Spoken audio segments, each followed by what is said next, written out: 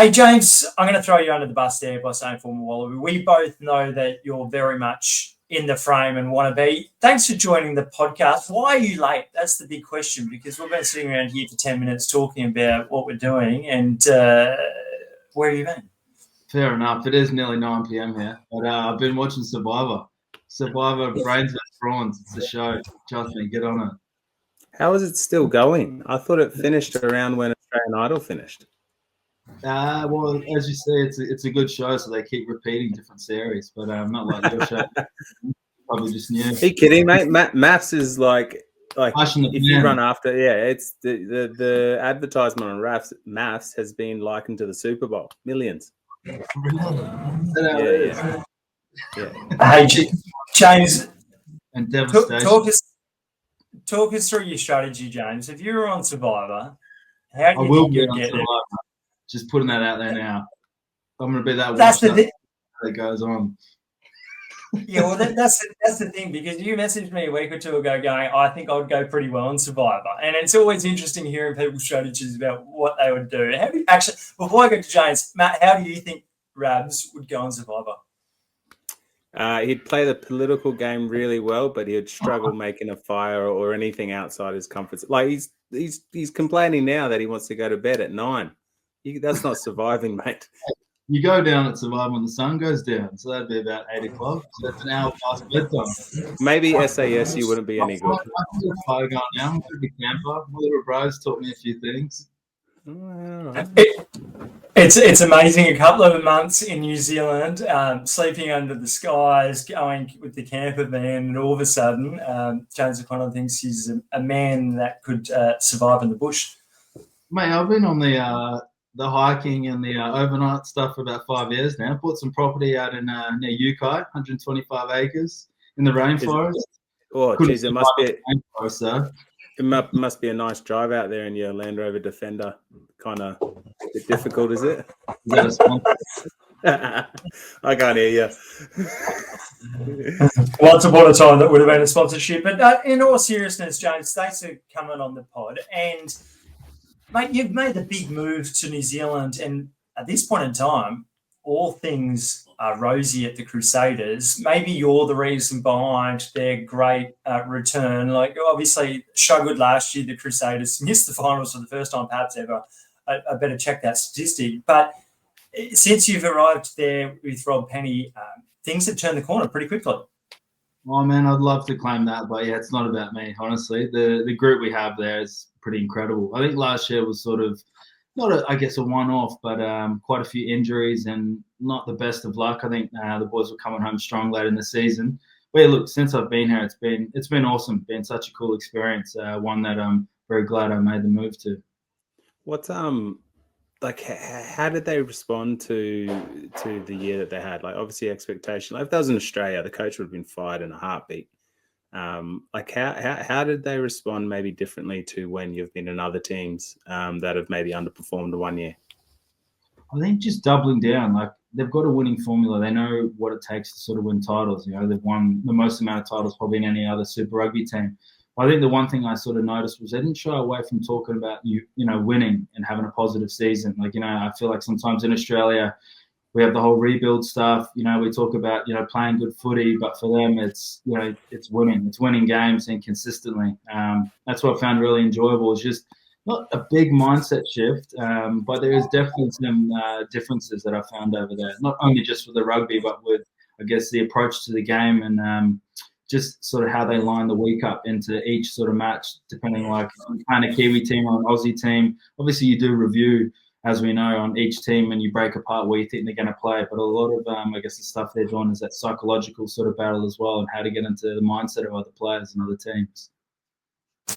We're going to pick apart a bit more of that in a moment. If you missed it over the weekend, a 55-33 win for the Crusaders over the Force. It comes off the back of the Crusaders dismantling the Reds 43-19, and so the Crusaders sitting pretty in the top two, technically tied overall with the Reds and the Brumbies on 14 points at the moment. So things are going really smooth there at the Crusaders at the moment.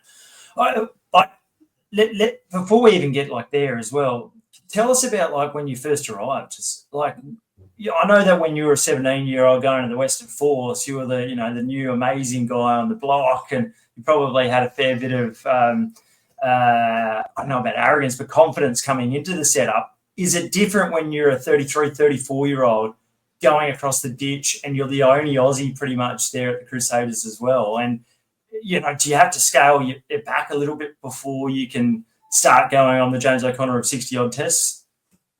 I don't know about sort of scaling it back. I guess when I sort of came in, it was sort of during preseason as well. So a lot of the New Zealand A and the All Blacks guys were away. So it was a lot of sort of, I guess, academy guys and the younger guys and the rest of the squad. So we were sort of in that building sort of phase of what is it going to look like, what's our shape going to look like, and sort of building in that area. And that's something that I was lent on a little bit. But I think I went in with no sort of expectations. For me, it was just about the experience and to play, rugby in New Zealand and to just feel it out and see why a franchise has had so much success. Again, no expectations, blank canvas. So I just went in there with open eyes and just absorbed what I could. And then when I felt something, I let Rob know pretty early. I do like to chat. So if he ever feels like I'm over chatting, just give me a little wink or something. But it's been pretty seamless, to be fair, because there's so many great rugby minds in that group. So I've learned a lot as well. Yeah, it must be. I'm just thinking now, like you said, going over there, you're clearly a very experienced rugby player, have so much information to give, but then at the same time, you're going to the most successful provincial team in the world, where no doubt there's probably a part of you that you're consistently looking to grow, because that's obviously how you got to where you've got, is by wanting to improve. Like, striking that balance must be quite difficult. Yeah, well, it's not that I found the balance difficult. It was just sort of when I feel something, I say it. But a lot of the time as well, like, it is a new shape, it's a new team, it's a new way of playing, and they do play differently to how we play in Australia. Like, what they put, I guess, as our priority might not be that in Australia. It's not the same sort of amount of control. It's more, I guess, creation and moving the ball, especially with the way that Super Rugby's going. I think early on the coaches had a pretty clear plan that with the contestable element of the game going this way and the refs trying to speed the ball up, we're going to have to be pretty fit to do what we wanted to do and open teams up. So then it was more just me getting in there the first couple of weeks and really getting put through my strides. It's definitely quick, that preseason. We're doing like 1 second rucks, a lot of two ball sort of plays. So I was missing a couple of lines early on, but it took me a while to pick that up and really feel out the different looks of, if we get to this part of the field, we've got this shape and what that will look like and who's going to be where. And then sort of when you're 2-3 months into it, you sort of just start moving off instinct now. So it's not that I'm comfortable, but I'm in a place where I feel, confident. Yeah, I think, like, as someone who's played with you for quite a while, you're always your best when you are, like, you're obviously a smart player, but instinctual, that's clearly when you're playing your best. I think the last few years at Reds, you probably shouldered a lot of, the responsibility, and you did it really well in terms of leading the team. It must be a nice, refreshing moment to kind of focus on yourself, your ability to beat a player or draw in an outside guy and just put someone like Will Jordan away or Sevu Reece. Like, it must be refreshing as well to kind of go back to just being that kind of playing off broken field play and not having to just plan the whole game out. Well, 100%. Like, I feel like there's already 3 or 4 guys who, if I go into, like, if I have a run or I take a ruck, someone's going to step up and create there. And everyone's sort of on a similar page as well, which is pretty awesome. It's been a few times where I've swung back to a blindside because I've seen space and there's already someone in there calling the exact same move, things like that. And yeah, it is pretty refreshing as well because, like, I'm not in the leadership group. I guess my role is I'm in the strat group and I guess the creation of sort of the new plays and delivering that to the group. But other than that, I can just really just focus on my game and just going out onto the field as well, just almost not underplaying my hand, but knowing I've got strike weapons all over the field. So get them the ball, feed them the ball, put the ball in the right parts of the field, conduct a little bit, and then when it opens up, because they're getting double marked, then I can take my opportunity. I imagine it's liberating as a player, and for someone that I know you've battled injuries for a couple of years as well, it must be great just to be able to concentrate on yourself there as well. Was an example of playing amongst guys that understand what you're trying to do there with Will Jordan in that second half. You've come on the field against the Western Force, and it's a pretty even battle at this point in time. I think it was 27-21. It was a 6-point game, and you're shaping like you're going to pass originally, but then you hold, you go to the line, and then you pass, and you draw the man, and you put Will Jordan in a bit of space to, I think, allow Marcus Springer to score in that second half. Is that an example of just guys outside knowing what they're going to do and being so well drilled? And it must be bloody nice to have a Will Jordan who could be the best fullback in the world at the moment outside you.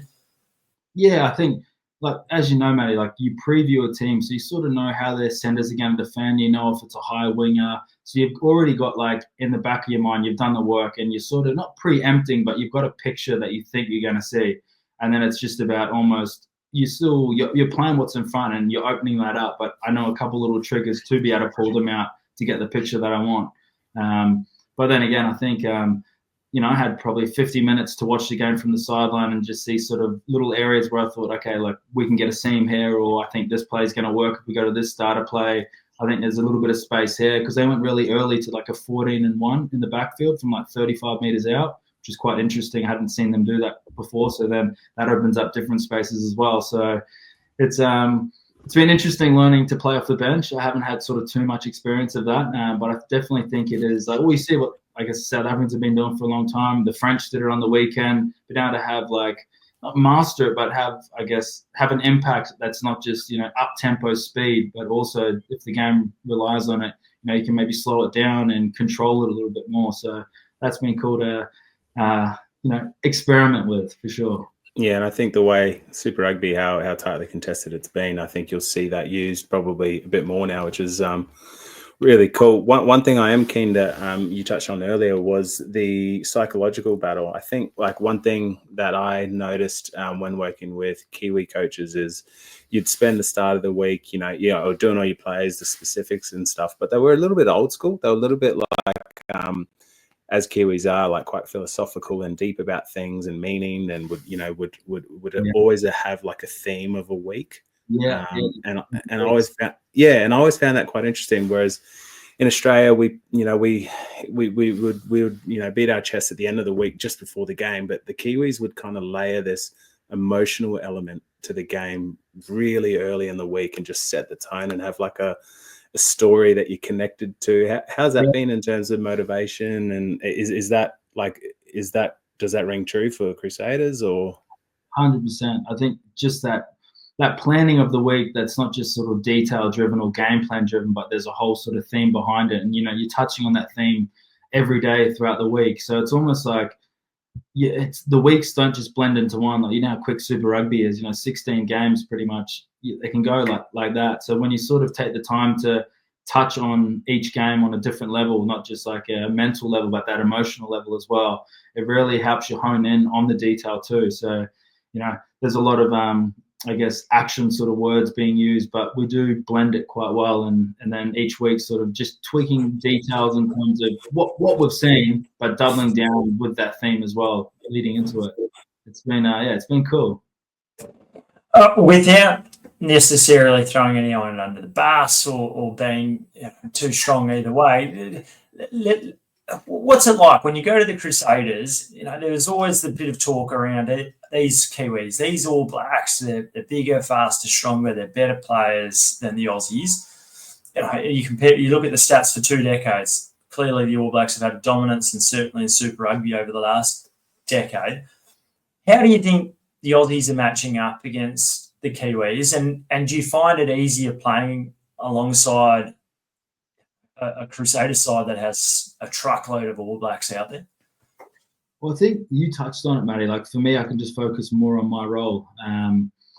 It's not that, like, they're bigger, faster, or stronger. Like, everyone in the sort of modern game is pretty similar. It comes down to sort of that mindset. But if you can just focus sort of more on your role and you've got that trust on the guys outside you, plus, I've got both my centre pairings are, All Blacks, and they're both very good at what they do, and they both play very differently. Then you got someone like Will at the back, and both wingers like Sevu and Maka and Shea, like, just great finishes and very good in the air. So it allows me to sort of just really not even worry about what's sort of going on outside me. Like, I'll scan, but I really trust the comms that are coming from outside me. So if they're telling me that a picture's on, I'll play that picture.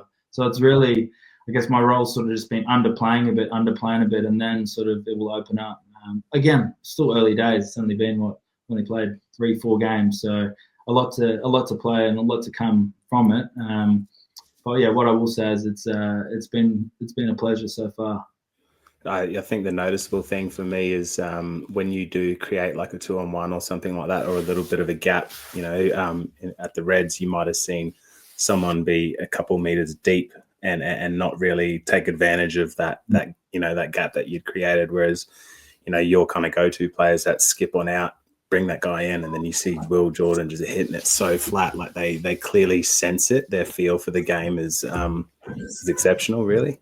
Yeah, well, we have a lot of, I think probably one of the not big differences, but there's a lot of little conversations that are happening, not just at training. So even like when we review the game, like in our notes section, like there's little conversations all week that are happening. Then we'll have like a strategy group meeting, then we'll break off into like insides and outsides, and we're consistently communicating on like what little things are working, what aren't. We're going through footage, like all those little things have a big deal. But one of the biggest things sort of I felt, like I told you, like in the preseason, very fast sort of ruck speed.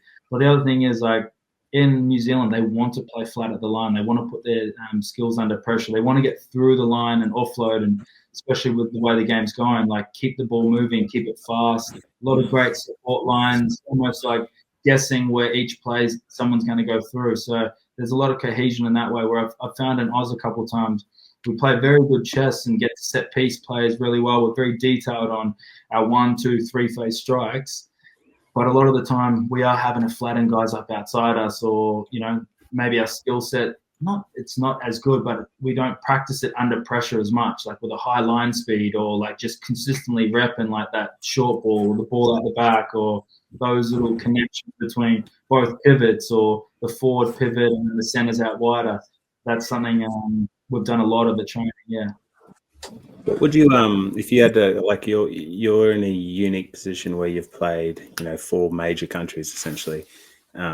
If you had to sum up like each country in a 1 sentence or a 2 sentence in terms of playing style and difference, like if you said, Kiwi play flat, or England or France, how would you sum up Australia, England, France, and then New Zealand in an elevator pitch in a way? I feel like in Australia, we've got a huge that rugby league sort of background. So we're almost playing like in different parts of the field. We've got like a focus of a 3-phase focus here. If it's a slow ruck, we'll get to this sort of kick. We focus a lot on sort of our set moves, sort of strike plays and catching them out. I guess a lot of tries from Super Rugby have been scored in that sort of front 30 off sort of lineouts and stuff like that. But I'd say in New Zealand, a lot of the stuff is done off sort of chaos training. So our ball's thrown here. What do you do from here? How do we get out of this play? Our ball's kicked here. What's our counter-attack structure? What's our turnover structure? A lot of the training we're doing is that faster chaos where things aren't organised. We still do the organised training, but it's a lot of practice from creating, something out of nothing, and then finding structure to be able to create holes. In the UK, I reckon it was very sort of not territory-based, but pressure-based game. It was almost, we'll kick to you, you make a mistake. No, you make a mistake.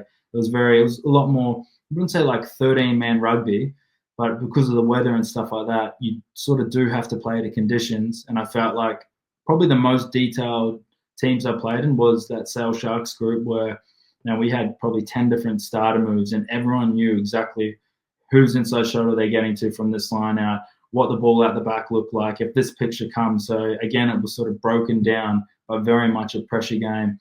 And then in France, it was something different each week. Sometimes, you're playing at home and you're winning by 50. Other times you go away from home and it's a tough loss to a team that you should really beat. But I found the French rugby was, for me, the most exciting, because you just didn't know what was going to happen. It was just consistently, you talk about that sort of French flair. Again, this is 10 years ago, but you're talking about that French flair. Some games would be just so tight, then for 20 minutes would just be open, almost 7 style of rugby.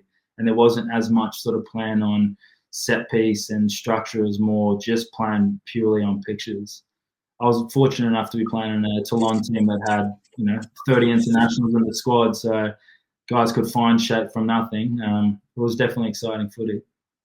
So life at the Crusaders seemingly pretty rosy for James O'Connor. Tell us a little bit about the Reds, because a great win for the Reds over the weekend. State of Origin clash almost against the Waratahs. Way too good in the end. And we saw a couple of special tries, Fraser McWright, what he can do, and picked up a little shoulder injury along the way. But it was a great bounce back from Les Kiss's red side because they'd gone to Christchurch a week earlier and been put away pretty well in the second half. James, coming to you to begin with, were you surprised by what you saw at Christchurch and then what you saw on the weekend when they took on the Tars? Not at all. Like, I think our game against the Reds, it was a lot closer than it looked. Like, 2 times they were attacking our line and we got turnovers and pumped the ball 80 meters and then we put pressure on them.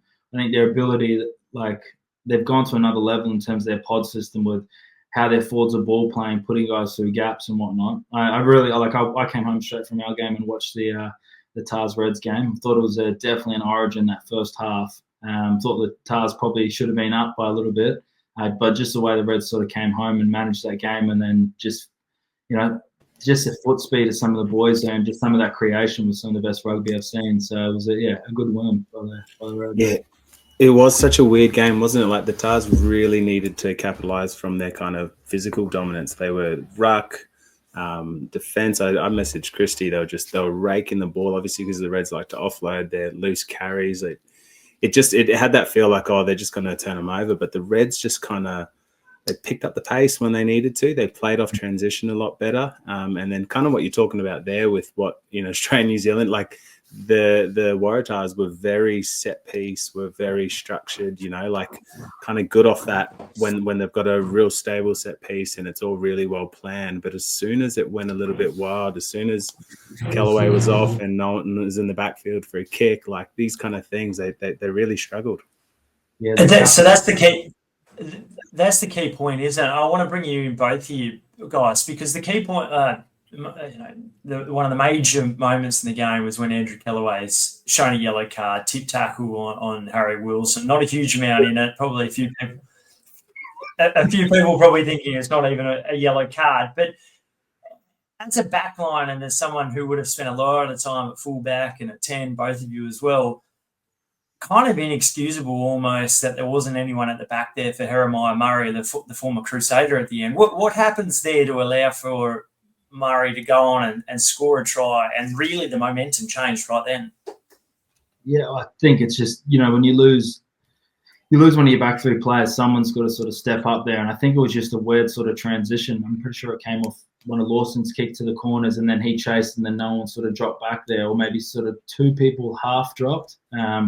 Again, that's just connection and combinations and just making sure you're really nailing down on your specific role when someone goes to the bin. Like I know in the past, Matty, you would have done the same. Like we've trained different scenarios. If you get a yellow card from, a 9, who would go in there? If you get a yellow card in the back 3, do you change from 2 fullbacks to more of a pendulum? Like what does that look like? And that's what I mean. It's still early on in the competition. And I know Dan and Caddy, they're obviously new to the Waratahs, so they might not have had as much time in the saddle to get to that place. Obviously, they're changing the attack structure and everything like that. So that's sort of something that comes a little bit later on.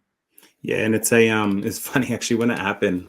My wife's like, "Well, shouldn't they know that because he's off?" And I was like, "Yeah, like off structured set piece when you've planned a kick or you're not necessarily in that ding dong battle, but a bit later on when instinct comes in, when fatigue comes in."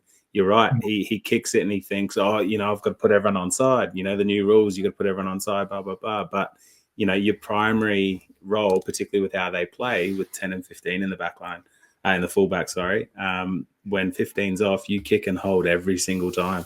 Yeah. And it was, it was a bit of a turning point. Well, just like it kind of summed it up, didn't it? Because then the Tars still got some ascendancy from that, a little bit after, and then just the Reds just hung in there, and then by the end they just, I think the pace of the game the Waratahs really struggled with.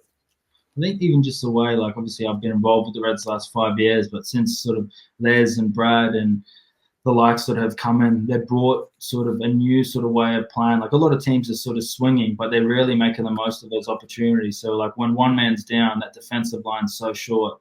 If there's backfield space, they're going to take the most of that. And if you don't, like if you do cover that backfield space with someone in the bin, a team like the Reds are going to pull you apart because, like I said, their pod systems are so sharp. The way their forwards are interconnecting with their backs and the finishers they have. Also, they bolster their team back up. Having someone like Hunter come back in, like he's such a dominant player, and then Tommy Liner as well steering the ship. I thought they really just put together a great second half because, to be fair, like I thought the Waratahs were on sort of top of that one at the start of the game. And obviously, I'm going for the Reds. I don't know about you, but it was kind of cool seeing Seru and Josh Canham having a little bit of like a and one kind of like style, wasn't it? Like both of them got that little bit different element that's probably better for Super, and it's exciting to watch. How good was Seru? Like getting his arm free, like he's a big man and he's quick. And just, if I'm tackling him, you're chopping him, and he's going to always get that arm free. So he's just creating chaos in those wider channels. And again, keeping the ball moving. Something like the Tars maybe want to have more of a set, a set ruck, a set piece sort of play, or they want to just have a set D line. You can get little edges in, quick rucks, change the point of the ruck. It's hard for defenses to read that. Christy would know. I'm number one fan of Seru. Love him. Well, James? What's he like at training? Because Matty he always talks about Scott Fardy and going. He reminds me of Scott Fardy, and I think I don't know if he's a starting back row for the Wallabies against the Lions, but going forward, he's the sort of guy that can break open a game. And if you need to change something, the amount of positions he covers, the versatility that he offers, he's getting more physical by the day. He's a heck of an athlete. Yeah, he's definitely filling out. And I guess that's the beauty of what he can do as well. He can play 6, he can play 8, he can play lock as well.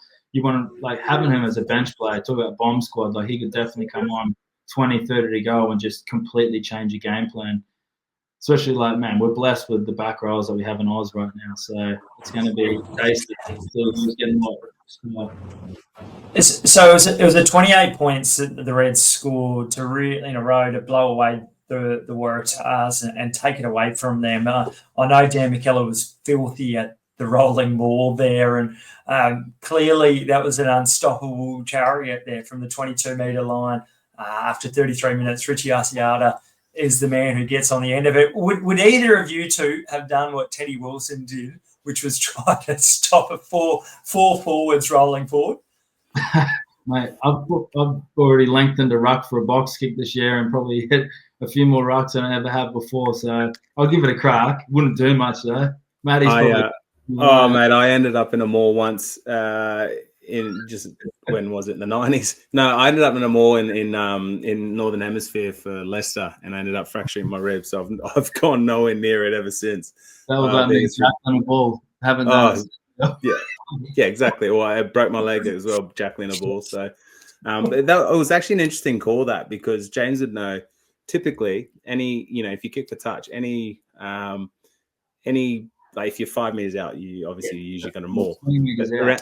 20 meters out, you usually go, all right, you're looking at a peel play, you're looking at something a little bit different off the edge. But then and they clearly caught them unawares a little bit. It was obviously everyone talks about, they pushed them, they were being stronger.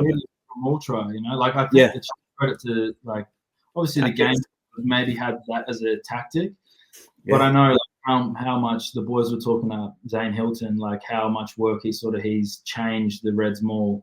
From, I think, for 3-4 years, we were sort of one of the lower scoring teams when I was there. And then as soon as Zane came in, I think last year we topped the count for the maul tries. And the boys speak so highly of just his level of detail, but simplifying it and just the little options of it, whether you're going to fake maul, peel out, hit a seam, or even fake maul, hit 9, get a little bit more width, hit another seam there. I think he's just got a lot of tricks up his sleeve, and he communicates it really well. Look, I'm sure you'll be reticent to talk about Taniela Tupou's effort there, but Tom Liner, I want to hear what you both think about him, because he's clearly like you, James, on Saturday, hitting the ball extremely well. You obviously didn't miss one, and where your starting 10 couldn't get one over, you managed to slot a couple from the sideline. But Tom Liner also striking the ball very well. What have you made of his progression over the last couple of years? And then did you catch up with him the weekend prior in Christchurch and say good day and how you're going? And I know that he didn't obviously play the game, but you must be pleased to see his progression as a young rising 10 too. Well, firstly, I had the win. Taha was kicking into it, so I had the easy job, just letting the wind sort of guide it. But look, man, Tommy's kicking so well. I think he's 14 from 14 at the moment. He's like, I've done work with him sort of in the past, and he's just such a natural kicker. Like, he's very much sort of off field. I think the part of his game that he wanted to grow was, I guess, that logical element of understanding the game to a deeper level. I think he's underplaying his hand quite well. He's got good foot speed. He's a brave player as well, and I think he's steering the ship quite well. I didn't actually get to see him over the weekend because last week he obviously had the head issues. Sort of bumped into him sort of at the game briefly, but yeah, he's doing well. I'm proud of him. He is a natural kicker of the ball. I remember one of his dropouts went like 60 odd. If that was rugby league, that would be on the fly. Yeah, put him in I know, for such a small bloke, it's amazing to see him have that much power. Which I think, it's kind of cool seeing him grow and grow and grow, and you just see his game. He's kind of really layered it, and it's been quite pragmatic and progressed quite well. Whereas a lot of young guys might come out and go all out and then have to scale it back. He's taking quite an interesting approach that maybe you'd probably want from a guy who's steering the ship, who is very much percentages early and then can grow from there. It's been cool to watch. I think Brad's had a big influence on him as well. Brad comes in, just his knowledge of the game, even like you see some of the scrum starter plays, the detail of like showing pictures and when to take this option, where to go here.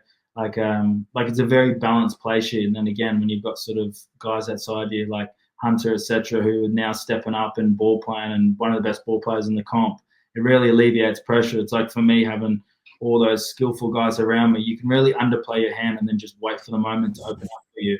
And if you've got a good kicking game, you're not afraid to put your head in dark places, and you're sort of in a pretty good place as a 10. So tell us about Les Kiss at the moment, because he's the guy that everyone expects to be the next Wallabies coach. That decision probably within the next 2 weeks. That's what it seems like. And I imagine that there's a fair bit of things that need to be worked out from a contract perspective, because if he joins from the Reds, what do they do in 2026? So a 3-year deal. Zane Hilton, as you've talked about, he is, from my understanding, priority number one. If Les Kiss goes, RA desperately want him to go because he's a superb rising forwards coach. But at the same time, my understanding is that Zane Hilton can see himself as a future head coach, and the Reds is quite an enticing kind of proposition for him as well. So it's fascinating about how contracts are drawn up and what might happen, who you might bring on your team. If indeed he is the guy, because others have been spoken about, because Stuart Lancaster's looking for his next gig. Obviously, Leon McDonald's over at the Force. I don't think there's another Australian at the moment who's in the mix, not Michael Checker, not Dan McKellar. I know Stephen Larkin's got some ambitions about it, but don't know if he's right at the pointy end of being there. What is it about Les Kiss that you like? Because you've played under 4 Wallabies coaches, from Robbie Deans to Michael Checker, Ewan McKenzie, of course, and most recently, Dave Rennie. What is it that Les Kiss has about him that you like? And do you think he could kind of turn into that Wallabies coach to succeed at a World Cup? Because he hasn't been a head coach of an international team thus far. Yeah, interesting. Like, I really enjoyed working with Les. And I think the one thing that he did differently to a lot of other coaches that I've seen is every coach in that group was on top of every element of the game. So there wasn't like it's just a D coach, an attack coach, a set piece coach or whatnot. You could go to any coach about any question, and obviously the main guy in each sort of area is going to have a little bit more knowledge that you can talk to about in particular things. But everyone was on top of every part of the game, so there was no clunkiness. So it's like sometimes you might have a D coach who wants to do a contestable like this and maybe have your 10 chasing, but then the attack coach wants you 10 and 15 in the backfield to be able to cover this. Like, that's just a small example. There was none of that. It was very seamless in terms of, this is the way we're playing, this is what we want to do. A lot of player input as well. Like, what are you guys seeing? Coming to us, this is a menu we think because of these pictures. What do you reckon? What's the best way to manipulate that? So it was almost like a very inclusive way, and a lot of sort of theming as well for each week, quite sort of like that sort of Kiwi sort of style. But look, the interesting thing for me would be what happens with, you know, that whole coaching group, because together I feel like that's the gold. I know Zane easily could be a head coach. Like, he's done it in Japan. Like, when you talk to Zane Hilton, he can talk to you about phase shapes. He can talk to you about how to manipulate the fifth defender. He can talk to you about, I've had some of the best sort of rugby conversations I've had have been with Chalk. So, which is interesting. So, but then it's like, what do the Reds do? Do the Wallabies take all of them and move them forward, or only two of them? Because I know as well, like Les and Brad and even Fish, like, they're very connected as well in terms of how they work. So I'm sure Les would want to have, like he did at the Reds, he wanted to bring his own guys through and have his own sort of group there, so everyone's aligned and there's that cohesiveness. Well, look, man, I definitely think he could do a job. I got a lot of time for Les. One of my criticisms, and not of him necessarily, just more if I'm the person making the decision, is that, like, what kind of, like, are there enough runs on the board? You know, like, but then I guess being practical, pragmatic about it, there's not many Aussie coaches that do have a lot of runs on the board. And then is it a case of weighing up an international coach who does have runs on the board versus an Aussie who maybe understands our ecosystem a little bit better? And I'm interested to hear what you think. I know it's a little bit awkward because, you know, hopefully he's your next coach kind of thing. But how does that matter? Like, is winning, like, is that something that they have to have shown that they can do, and and it instills kind of belief in the players, or does understanding the dynamics that is Rugby Australia, is that more important? Man, that's a great question. I'm happy it's above my pay grade. But look, like, you could even go, obviously, we've seen what Dan can do. Like, he's been, like, you've played under him, I've played under him, like, in that Wallaby system. Like, he's a very intelligent guy and he gets it as well. He's probably one of the best deliverer of, like, messages and game plans I've had. When I first met Dan, I wasn't aware of how just sharp his sort of rugby knowledge was and how personable he is. Like, I've never worked under Larkham, but everything I've heard since he's come back from Europe as well and added another string to his bow, like, he's completely, different coach, and just what he's seeing is, again, different to a lot of the other coaches. Like, it's not like I don't think we can go wrong with sort of either of those three. Like, I don't know much about Lancaster, to be fair. But look, I can only speak from sort of the guys I've worked with, and I would say, like, that is one of the best coaching groups I've had. Like, I loved working under Czech as well. I thought he was awesome. The way sort of he brought the group together, and the results he got so quickly. So, again, it's above my pay grade. But I think if you want that sort of, like, that continuation of sort of where the Wallabies group is going, from, like, Joe Smith, I know obviously Les has sort of worked with him. I know the relationship sort of they have, and I guess the way sort of they see the game, I think he could easily pick up from that spot. But again, hey, I'm not throwing I'm staying out of that one. I'm happy just playing and enjoying my footy and just seeing where life takes me. Yeah, well, I'm sure you are. The other guy that's been spoken about is Jamie Joseph. I know that Rugby Australia reached out to him, and Jamie, off the back of the round one with the Waratahs, said, "Look, I'm a Highlander," but it's coaches who are employed by foreign unions are always going to try to, unless you're Ronan O'Gara who just says I'm open to anything, you're generally speaking going to stay in your lane and very much like you're being paid by an organisation. You'll say what you think you should be said to justify there. Interestingly, and I agree with Matt there, I think it is a fascinating one, and Czech is the only one that really has the CV to justify this Wallabies coach at the moment, because if it's any of the current three Super Rugby coaches, it'll be the first time that a Wallabies coach has been appointed since Super Rugby, really, that hasn't won a Super Rugby title or hasn't got one under their belt. From Rod McQueen, was obviously a supremely successful. Eddie Jones won the first one in 2001, goes on to coach the Wallabies. John Connolly previously won titles with Queensland before Super Rugby started off, and then obviously Michael Checker, Ewan McKenzie, both of them as well. So Robbie Deans, of course, Dave Rennie, of course. So it stacks up an argument to go, should you back up with Super Rugby guys that have won championships? But at the same point in time, with the exception of Eddie Jones back in 2002, no one since has been able to win a Bledisloe Cup as well. So maybe you can make arguments either way. It's a really fascinating one right now. And I've watched something interesting on Instagram just yesterday. It was O'Driscoll having a little yarn about a few things, and he actually said his favourite coach he's worked with is Czech. I know, like, obviously playing under him, like, he can do a job. He's tried and tested in a couple of different teams at the international level.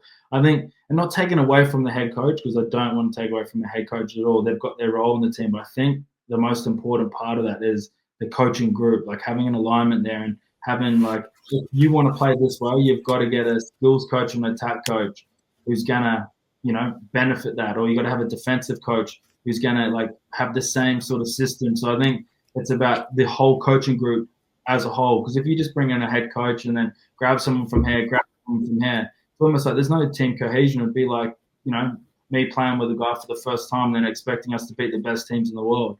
I think if you are going to pick a head coach, you've got to allow him the ability to choose who he wants to work with, to give him that best chance of us winning.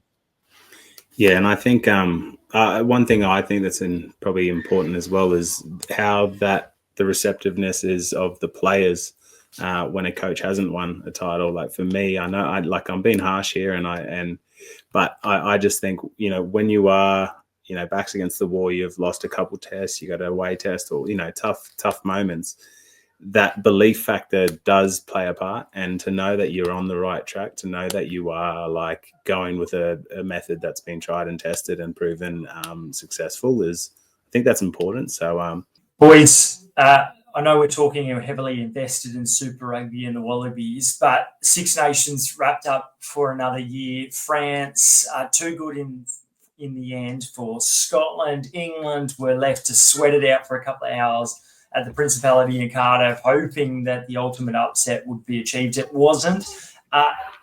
Well, I think the best team probably won in the end, even though they slipped up against England. Yeah, I don't think anyone's ever sweated it out this time of year in Wales. But that being said, the French were I was stoked because it was getting a bit of the island show the last few years, and I was happy to see some old school jouet win. So yeah, I enjoyed it. Yeah, I'll second that. Keep it simple. I enjoyed it too. Well, boys, the France has been kind of described as a team that's playing total rugby, like rugby from the gods, rugby how it should be played. Do you agree? Is it the best kind of rugby that we're seeing played? I know New Zealand and the All Blacks, what they deliver pretty much every time they ever run out is unbelievable. But what they're doing with their backs, with Louis Beret, the winger there, is just unbelievable. No Antoine Dupont this week, and then Luco comes in and once again backs up his performance against Ireland and then does it again against Scotland. Yeah, I thought Luco was really impressive. The way, obviously, everyone talks about Dupont, but man, he's stepping up to the plate as well. I thought Ramos had a great game. They're playing sort of complete rugby. They're putting the ball in the right areas of the park. They know when to pick their moments and spread the ball. Like, they know when to play tight. I love, like, their little tactics, with the bomb squad and sort of what they're doing. They're a hard team to pick apart because they're playing, like, I don't know what area I'd go at them. If I'm, like, trying to digest, and make a game plan for them, they're pretty polished in every area. So it's literally a game of attrition against them, and they seem to be coming out on top a lot of the time. Yeah, and I guess the criticism of the French has always been that they've always had that ability to beat any team on their day. It's just their day has been kind of few and far between, but they're kind of building that base quite solidly now. And we were talking about off air as well, Christy. They're starting to innovate as well. They're obviously working around a guy like Dupont, trusting that he lasts 80 and then putting on a 7-1 bench or a 6-2, and then having all these kind of maybe non-traditional French tactical things that maybe we haven't seen in the past. Yeah, they've always been known not to travel that well away from home. But they just seem to have, I guess, they've picked a team. They've almost stuck with it for the last sort of 4-6 years. Obviously, guys are coming in and out. I think even the way the Entomax sort of steering the ship, they've just got men in that group who do their role. And again, they've got that innovation to their game now, but still their fundamentals are just so strong. Like every area of their game is like an 8 out of 10. It was fascinating that they backed up the 7-1, despite the fact that Dupont wasn't there, because we know Dupont can play 10. He's already expressed that he wouldn't mind playing in the midfield at some point in time. And then Luco was there, and they didn't get the injuries in the back line like they did a week earlier, but way too good for Scotland in the end, particularly in the second half. The other bit of innovation on the weekend was Ben Earl popping up at inside centre. Great back rower, has really come, burst on the international scene in the last couple of years at 12. Can you guys see this happening more and more? And, let's start off there. Could you see more international sides, including Australia, ever doing this? Because it's not like there's that many Marnonus or many Bundyakis out there that are those power runner 12s with a good skill set too. Answer this one, or you want me to take it? Oh yeah, I'll start. Yeah, yes, 100% they can, and they should, because a lot of 12s now are like it's gone away from the second playmaker in my mind. I've spoken about it a bit. Very much the 15's the second playmaker these days. The 12 is like his probably his second best skill he's got to have has been on the ball, because he's got to be able to slow it up really well. And you see guys like really do it well. You see a couple of the Fijian 7/12. So 100%, I think it's and particularly the Test game. I think we saw Charlie Cale play centre last year. I am liking it. I do think that we need to have a look at that, because our 12s are getting a little bit smaller. We don't have Samu, who would be really suited to that kind of 12 role now. But yeah, I think it's something we should definitely explore. Especially like if the game is going to stay the way it is with, I guess, the bench and the reserves and I guess the speed of the game. Like if you added these Super Rugby rules to the international game, I think that would sort of stamp that out. I think the ability, like the ball and play time that we're having is probably like 6 or 7 minutes longer. I don't think they'd be able to keep up in terms of the shift of the ball moving in all different parts of the field, having to have at least 3 pivots. But if international rugby is going to stay the way it is, then like I think it's a smart move. Like again, like Test footy it's territory, it's pressure based, it's minimal margins, it's literally so you're going to want big boys hitting seams, getting over that gain line. Like you said, stopping the attack. Like for a long time, for maybe 6, sort of 7 years, even in the Wallabies, after 2 or 3 slow rucks, you're putting that ball back in the air. There's no sort of sticking in the phase shape, which is and trying to create from that slow ball. So yeah, it just depends. What are the organisers going to do? Is it going to be ref friendly? Like, where's the game moving? Hey, the spectators will be enjoying that Super Rugby at the moment. Well, we can remember that infamous line from Eddie Jones a couple of years ago that possession rugby's dead, and in some ways he's right, but in other ways, the Crusaders have shown that multi-phase is still very much alive with the patience that they've been showing. Here's a question for you, Matt. Would you like to see Michael Hooper play 12? Because he was a person that was always spoken about. Could he shift to the midfield? What was he say? I played with him at 12 in that Lions series when we had. Oh yeah, Christian got his head knocked. Nah, you're right. Yeah, the issue that if he did play a bit of 12, it would have been catastrophic for my stats in terms of caps. I would have had about 1 and done, I think, if I was lucky. But no, mate, there were options there at 12 back in the day. Now we just don't have options. No, it was spoken about. Ironically, it was spoken about a lot. But like for me, I'm more thinking rather than can he last the game in terms of can a 7 last the game. I'm thinking last 30. I'm thinking chuck a Luke Reimer on and have a high pressure game, having another Jackler late in the game when clean out's a little bit slower, when all this. I'm thinking you start shifting it around that way. And then in attack, you just put, Rob Valentini, as he always is, usually in the back line anyway, attacking. So he gets your front foot ball, and then I just have another Jackler on late in the game. I just think it would be an interesting way to maybe look at it. Sorry. Yeah, I like that. Well, especially even like Africa attacking like their shapes. 4-man pods, sometimes 5-man pods, one long pass from a 9 with 2 guys sweeping around. Like, you can nullify line speed just through one sort of pass. So if you got guys hitting seams, getting on balls, like, man, hey, we're in interesting times of rugby. Speaking of interesting times, there's been a few chapters in your career, James, that kind of wouldn't surprise me if there's another amazing chapter around the corner for you and left to be written. Awesome to have you on the pod today on the Roar Rugby Podcast with Moore as well. Boys, it's been a lot of fun. Could do it for a lot longer, but we know that Mass is around the corner, so that means, Matt, you've got to get out of here. My daughter's calling out to me already. She's saying, "Do you remember? It's time."